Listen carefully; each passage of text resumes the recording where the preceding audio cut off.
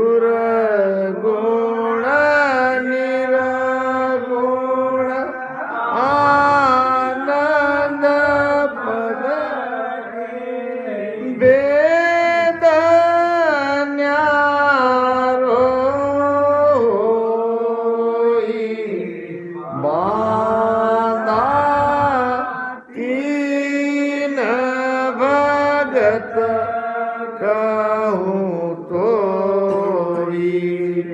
बांधा तीन भगत कहूँ तो।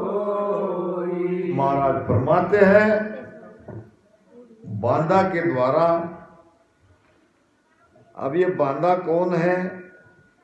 कहीं बांधा मन के लिए कहा है, कहीं बांधा हरजी बाटी के लिए कहा है। बांधा के द्वारा महाराज हमारे मन को उपदेश दे रहे हैं। बांधा तीन भगत कहूं तो ही। भक्ति कितने प्रकार की है? ऐसे कितनी भी भक्तियां लोग करते होंगे वो आती है तीन ही प्रकार में।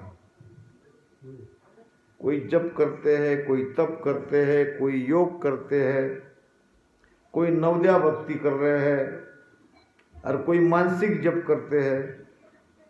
कई प्रकार की भक्तियां हैं। कोई मूर्ति पूजा करते हैं, कोई फोटो की पूजा करते हैं, कोई गुरु पूजा करते हैं। ये सभी भक्ति है। ये भक्ति यानी क्या? इष्ट भाव से उनकी पूजा करना। जिसमें हमारा भाव है उनको परमात्मा मानकर उसकी पूजा करना, इसको कहते हैं भक्ति। ये सभी भक्तियां तीन ही प्रकार में आती है। एक सगुण, दूसरी निर्गुण, तीसरी आनंद पद। सगुण भक्ति क्या? सगुण भक्ति साकार माया की, हद की। हद समझते हो? हद नाम? हाँ, हद नाम मर्यादा। मर्यादा बरोबर है ना? हद। अभी यहाँ पे है ना, वहां से कारंजा की हद, यहां से बारची टाकली की हद। तो हद किसकी? तीन लोग की। तीन लोग की हद कहाँ है? त्रिकुटी तक। त्रिकुटी पार हुए यानी क्या हो गए? हम तीन लोक से परे चले गए। ये बाहर जो मृत्यु लोक है, बाहर जो स्वर्ग है, बाहर जो पाताल है, वही भीतर है। यहां त्रिकुटी से आगे हमारा ध्यान चला गया, यानी हम तीन लोकों के पार हो गए। मोक्ष प्राप्ति उसे ही कहते हैं। महाराज कहते हैं मोक्ष मिला की आस नानी, तीन लोक में रहे न प्राणी, दर पाताल आकाश लग जावे, मोक्ष मिला की आस नानी, तीन लोक में रहे न प्राणी। तीन लोक में वो रहता नहीं, यानी क्या नहीं रहता उसका? न उसकी सुरती, न उसका मन, न उसका प्राण। जो यहां, इसको कहते हैं पिंड, नाक से नाभि तक। नाक से नाभि तक अगर उसकी श्वासा चल रही है तो वो कहाँ है? पिंड में। श्वासा अगर उसकी पलट रही है, मन भी वहां है, सुरती भी वहां है, नृत्य भी वहां है, तो हम कह सकते हैं कि अब वो तीन लोक में नहीं है। मोक्ष मिलने का ये प्रमाण ही है, वो तीन लोक में नहीं रहना चाहिए। धर ब्रह्मांड सुरग लग बासा, फिर जन्म की आशा। जब यहां नीचे है तो हमारा मोक्ष नहीं होगा, हम वापस आना पड़ेगा। तो सगुण भक्ति हद तक है, 3 लोक तक है। 3 लोक में सुखों की फल की प्राप्ति कराने वाली भक्ति है सगुण। और सगुण भक्ति का फल 6 महीने में मिलता है। ये भी देखो आप, सगुण भक्ति करोगे तो आपको 6 महीने में उसका फल मिलेगा। और निर्गुण भक्ति का फल अमर्याद है, इसको लिमिट नहीं है, इसको समय नहीं है। भगत माल में ये कथा आती है, ये कोई निर्गुण भक्ति था, राम नाम की श्वासोश्वास में भक्ति करने वाला। निर्गुण भक्ति क्या है? श्वासों में अगर कोई क्रिया कर रहे हैं, ये सब निर्गुण भक्ति है। योग निर्गुण भक्ति में आता है। हम जो भजन कर रहे हैं दोनों श्वास में, ये निर्गुण भक्ति है। हालांकि हमारे पास बीज है आनंद पद का, क्योंकि इसमें नियंचर जगेगा, वो नियंचर ले जाएगा आनंद पद में। मगर हम जो साधना कर रहे हैं वो निर्गुण, सगुण से निर्गुण, सगुण नाम का रटन कर रहे हैं, निर्गुण श्वास में मन को लगा रहे हैं। और सगुण निर्गुण के भक्ति के जब सदगुरु की कृपा होती है तब नियंचर जगता है, तब जाते हैं आनंद पद में। यानी हम तीनों भक्ति कर रहे हैं। बोलत ढो सो निरगुण कहिए, सरगुण काया खादो रे, सरगुण काया खादो रे, निरगुण ये प्राणी और सकल ब्रह्म बांधो रे, सरगुण निरगुण ये सब प्राणी और सकल ब्रह्म बांधो रे राम, और सकल ब्रह्म सतगुरु चरण बंधो मेरे प्राणी, सतगुरु चरण बंधो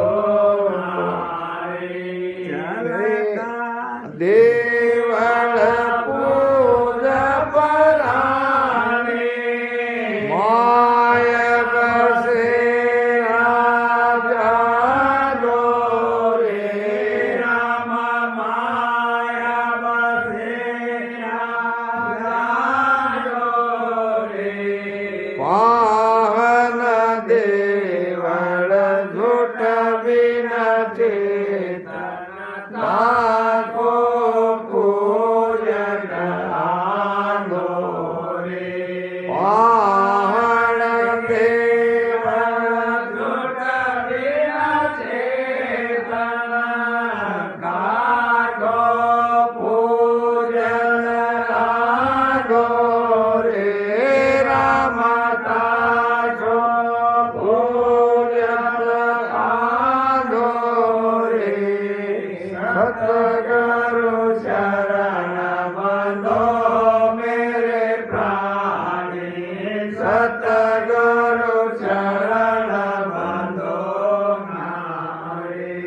वे तो को सत ज्ञान बतावे, कछुअन राखे छांदो रे राम, कछुअन राखे छांदो रे, सतगुरु शरण बंधो मेरे प्राणी, सतगुरु शरण बंधो नारे।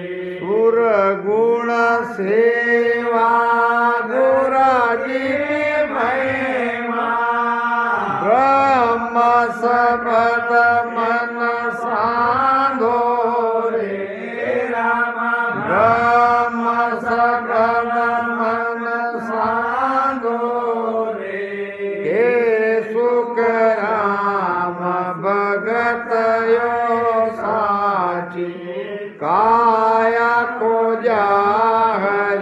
लालो रे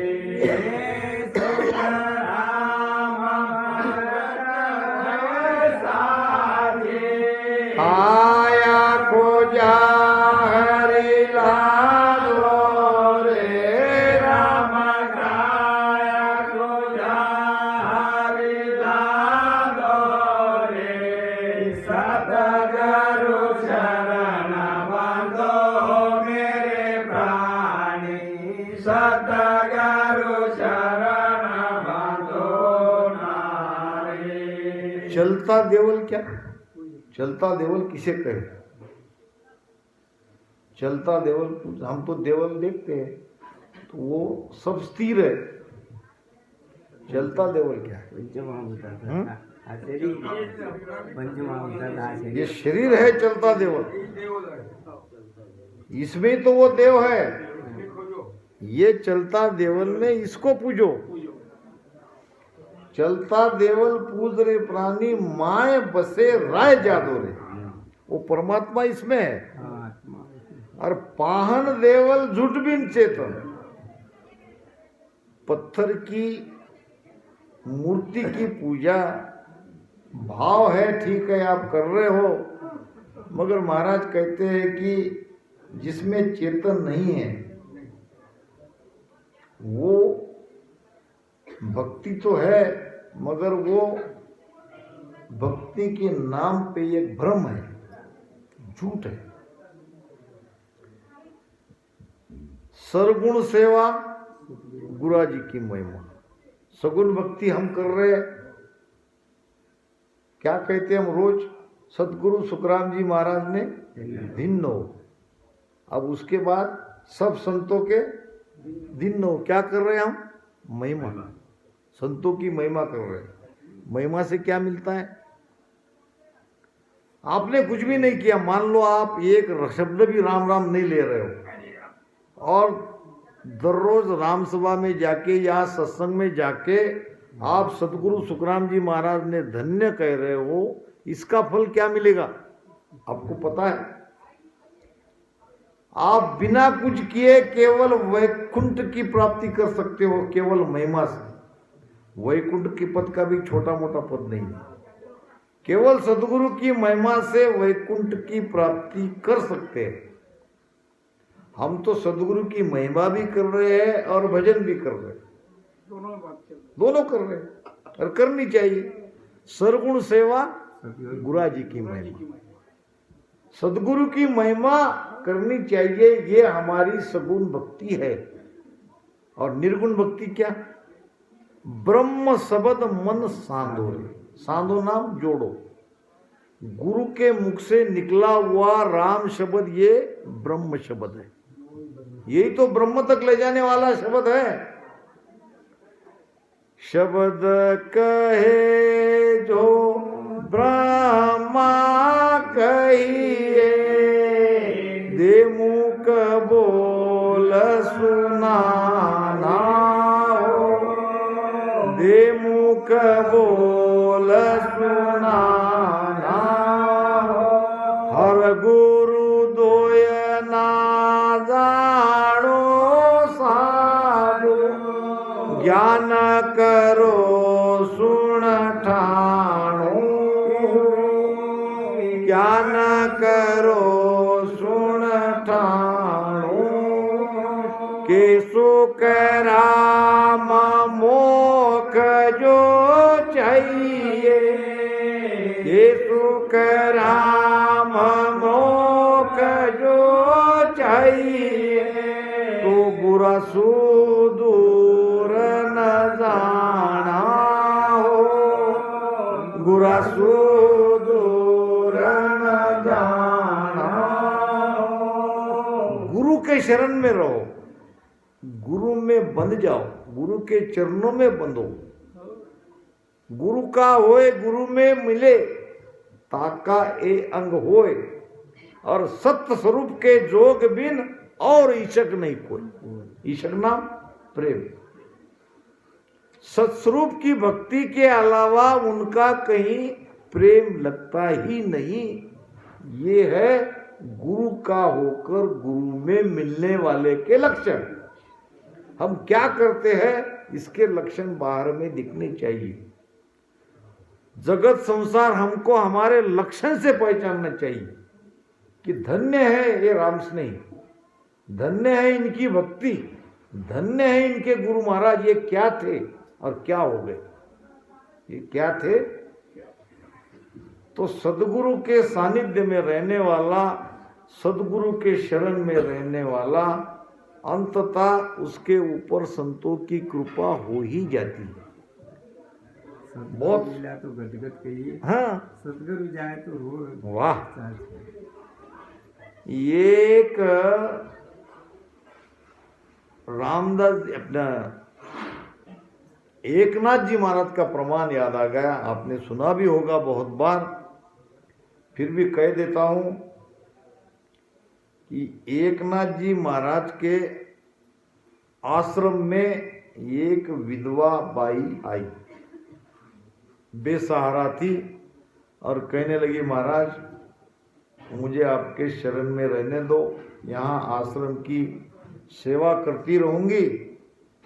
और साथ में उसका एक छोटा बच्चा था। अब धीरे धीरे जब बच्चा बड़ा होने लगा तो रोज संतों की संगत, रोज संतों का दर्शन, और वो भी आश्रम का कुछ काम करने लगा, उसकी माता भी काम करने लगी। धीरे धीरे धीरे धीरे वो बड़ा होता गया और सादा निरागस भोला। अब जब लाई थी माता उसको तो उसका कोई नाम नहीं था, मगर उसकी खाने की आदत से उसका नाम उसको दिया गया। क्या आदत थी, वो पूरन पोली बहुत खाता था। पूरन पोली आ गई तो और किसी की तरफ ख्याल ही नहीं देता था, जितना खा सकता था उतना खा लेता था। उसकी इस आदत से कारण उसका नाम पूरन पोला ही पाड़ दिया। ये पूरन पोला इसका नाम। तो सालों से संत एकनाथ जी महाराज के सानिध्य में रहते रहते ये साधारण सा भोला भाला पूरन पोला एक बहुत ही बड़े संत कहलाने लगे। वो कैसे कि एकनाथ जी महाराज को वृद्धावस्था में एक ग्रंथ लिखने की उनकी इच्छा हुई और ग्रंथ का लिखने का काम प्रारंभ हो गया। एकनाथ जी महाराज को लगा कि अब वृद्धावस्था मेरी आ गई है और जो ग्रंथ मैं लिख रहा हूँ हो सकता है ये मैं पूरा नहीं कर पाऊँ, उसके पहले मैं धाम पधार जाऊं। तो अपने शिष्यों को बुलाया, कहा कि और बात तो सब ठीक है, मेरे जाने के बाद भी यहाँ सत्संग होती रहेगी, मगर मेरी एक अंतिम इच्छा बाकी है। तो शिष्यों ने कहा महाराज बोलो। अब ये जो ग्रंथ मैं लिख रहा हूँ मुझे ऐसा लगता है कि मैं पूरा नहीं कर पाऊंगा, तो आप बताओ ये मेरा काम कौन पूरा करेगा। तो शिष्यों ने कहा महाराज आप चिंता क्यों करते हो, आपका बेटा हरिदास 4 वेद 6 शास्त्र 18 पुराण का ज्ञाता है, प्रगाढ़ पंडित है, और वो आपका बचा हुआ बाकी का ग्रंथ पूरा कर लेगा, आप निश्चिंत रहिए। एकनाथ जी महाराज कहने लगे जो मेरा बेटा हरिदास है वो ज्ञानी है, वेदों में शास्त्रों में वो निपुण है, फिर भी उसका मुझ पर भाव नहीं है। वो मुझे पिता समझते हैं, उसको मेरे प्रति पिता का भाव है, गुरु का भाव। अब मेरा काम तो कोई गुरुमुखी मेरा शिष्य ही करेगा। फिर सब एक में की तरफ देखने लगे, कौन है ऐसा तो सबने कहा महाराज हमारे में तो किसी में वो विद्वत्ता नहीं है और आप ये शिष्य पूरा करेगा ऐसा कर रहे हो। हमने तो सोचा था कि आपका बेटा ये पूरा काम करेगा। तो एकनाथ महाराज ने जब शिष्य का नाम लिया तो सारे चकित रह गए। एकनाथ महाराज ने कहा मेरा ये अधूरा ग्रंथ पूर्ण पोला करेगा पूरा। वो मूढ़, वो अज्ञानी, वो भोला, जिसको खाने के अलावा कुछ समझता ही नहीं, महाराज वो कैसा पूरा करेगा। एकनाथ जी महाराज चले गए और जैसा कहा वैसा हुआ। उस पूर्ण पुला ने बाद में वो ग्रंथ पूरा किया, क्योंकि गुरु की कृपा ही ऐसी है जिस पे बरसती है वो निहाल हो जाता है। महाराज कहते हैं सतगुरु चरण बंधो मेरे प्राणी, सतगुरु चरण बंधो। किसके चरण में बंधना है? सदगुरु के चरण में बंधना है। बंधने का मतलब क्या है? अच्छा, शरणागति किसको कहते हो? थोड़ी खुली चर्चा करेंगे सब ज्ञानी। शरणागति, हम शरण में है गुरु के, तो शरणागति का वास्तविक अर्थ क्या है? किसको कहे शरणागति?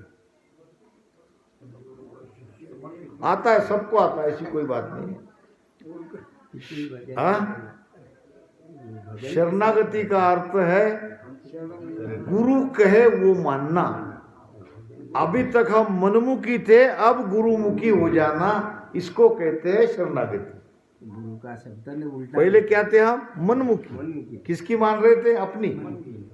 हमारी जैसी इच्छा होगी वो हम करेंगे। अब क्या हुआ? गुरु के शरण में आ गए तो गुरु कहेंगे वो बात है। हमें अपने तरफ से कुछ करना ही नहीं है। गुरु ने जो कहा वो मानना।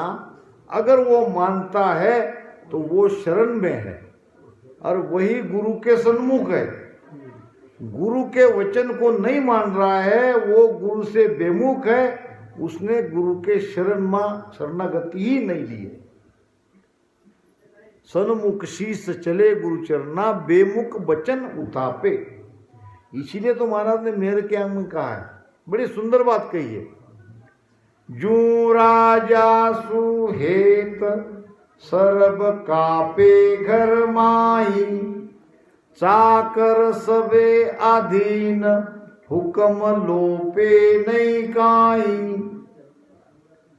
अंतर रहे भय भीत रात दिन अंगन भूले, भूप भरोसो माय सरब नक चक फूले। सुख रामदास ये अंगरे, जब लग नहीं सिस माय। जब लग गुरु न पिछाड़िया, बाता करके आय। अगर हम सभी शिष्य दशा में है, शिष्य भाव में है, हमारे अंदर अगर यह अंग नहीं है जो गुरु महाराज कह रहे हैं, तब तक हमने न गुरु को पहचाना, न गुरु के महत्व को जाना, न हम भक्ति में आगे बढ़ पाएंगे। तो कैसा भाव होना चाहिए? पुराने जमाने में राजा महाराजा का साम्राज्य चलता था और राजा की जो प्रजा थी वो, अब वो शासन कैसा था? जिसको जो करना है वो काम करो, दुकान वाला दुकानदारी करो, खेती वाला खेती करो, और भी जो कुछ करना है वो करो, और टैक्स रूप में राजा को सब दे दो। और राजा को देने के बाद आपको आपके पालन पोषण करने की आपकी सारी घर की जिम्मेदारी राजा पर। वो राजा जाने क्या करना है, प्रजा को तो केवल राजा के आदेश में रहना है, राजा को अपना सर्वस्व मानना है, उसकी आज्ञा में रहना है। तो राजा सारी प्रजों का देखरेख करते थे, पालन पोषण करते थे, उनकी रक्षा करते थे। पुराने जमाने में ये चिंता नहीं थी।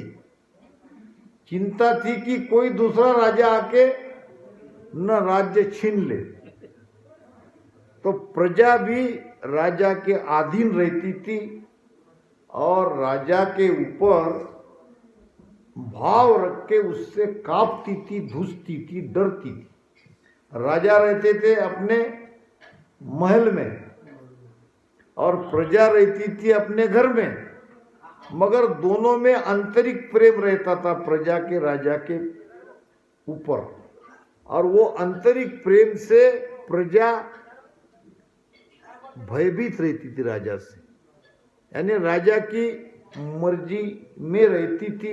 राजा नाराज न होनी चाहिए, राजा को क्रोध न आना चाहिए, राजा हमेशा हमारे ऊपर राजी रहने चाहिए, खुश रहने चाहिए, ये कोशिश हर प्रजा करती थी।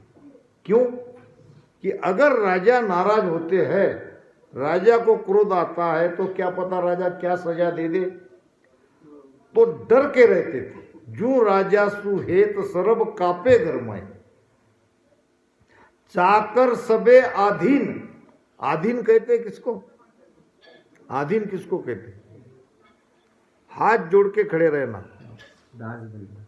दास भाव से जो आदेश मिले वो आदेश का पालन करना, यानी आदेश के लिए तत्पर खड़े रहना, उसको कहते आधीन।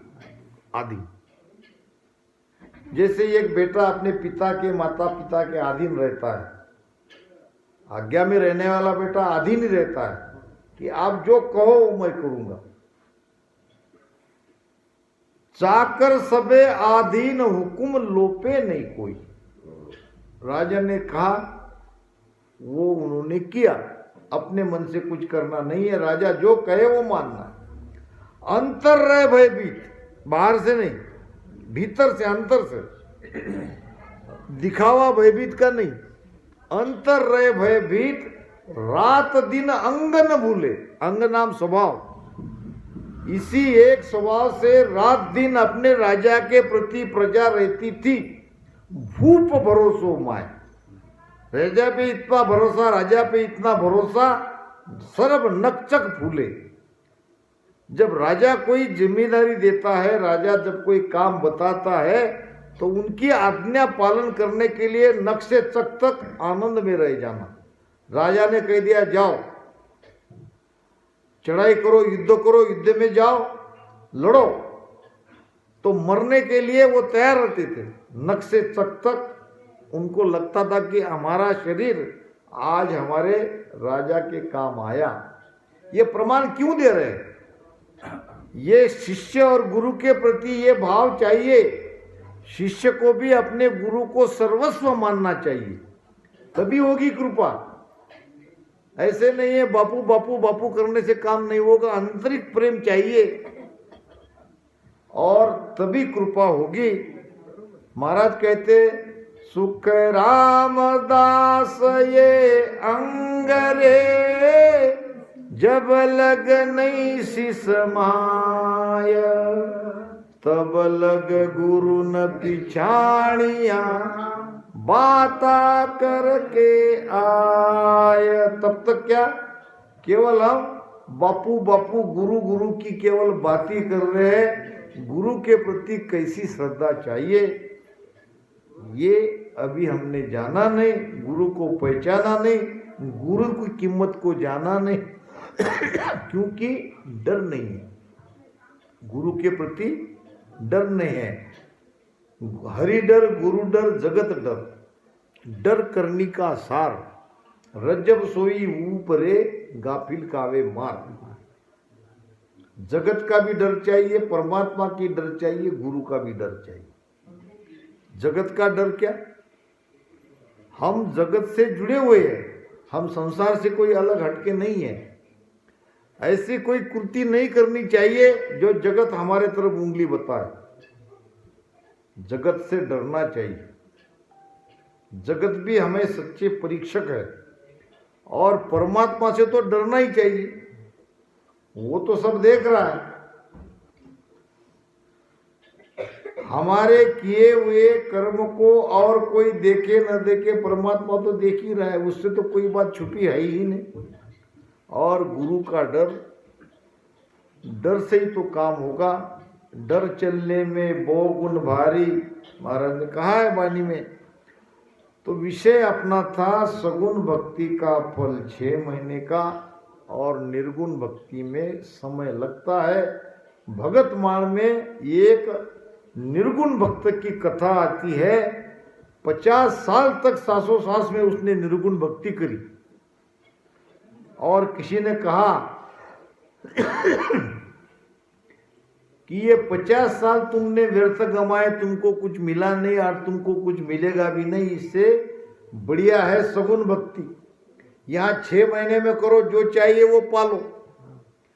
तो 50 साल निर्गुण भक्ति करने वाले ने निर्गुण भक्ति छोड़ दी और सगुण भक्ति में लग गया।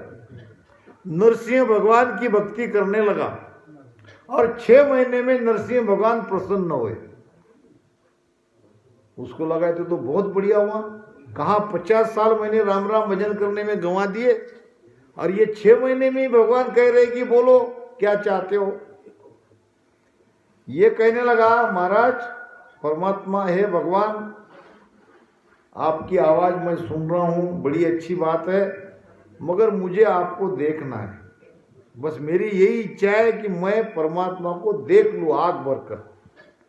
आकाशवाणी हुई कि मुझे तुम देख नहीं सकते। तो ये कहने लगा, क्यों नहीं देख सकता? जब भक्त की इच्छा है आपको देखने की तो आप पूरी करो।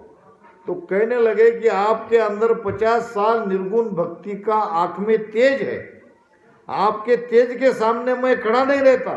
भगवान कहने लगे, इसीलिए आपको केवल मैं आवाज से ही आपसे बात करूंगा, जो मांगना है वो मांग लो। पहचान लिया, मैंने जो मांगा वो तो मुझे मिल नहीं रहा। मेरे निर्गुण भक्ति के तप के बल से वो तेज जो मेरी आंखों में है उसके सामने भगवान नहीं आ सक रहे, तो मैं सगुण भक्ति क्यों करूं? मैं तो निर्गुण ही। वापस निर्गुण भक्ति उसने करी। तो ये सगुण और निर्गुण भक्ति में बड़ा